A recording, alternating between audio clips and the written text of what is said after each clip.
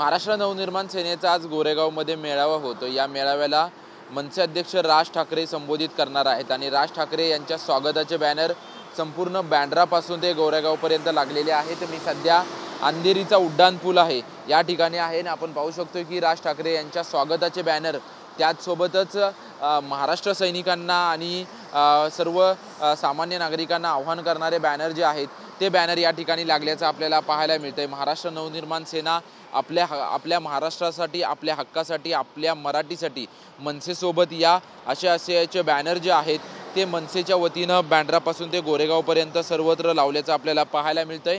त्याचसोबतच राज ठाकरे यांच्या स्वागताचे देखील बॅनर जे आहेत ते ठिकठिकाणी लावलेल्याचं आपल्याला पाहायला मिळतंय। सकाळी 10 वाजता गोरेगाव नेस्को या ठिकाणी मनसेचा मेळावा पार पडणार आहे आणि या मेळाव्यामध्ये राज ठाकरे जे आहेत ते जे मतदार यादी असतील किंवा निवडणुकीच्या पार्श्वभूमीवरती तयारी असेल या पार्श्वभूमीवरती संपूर्ण मनसैनिकांना संबोधित करणार आहेत।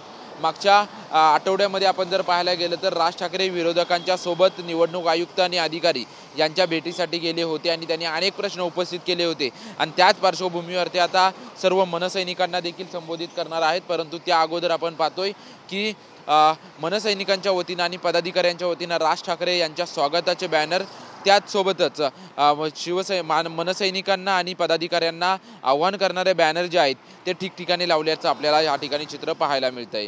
कॅमेरामन रोशनसह निवृत्ती बाबर, TV9 मराठी, मुंबई।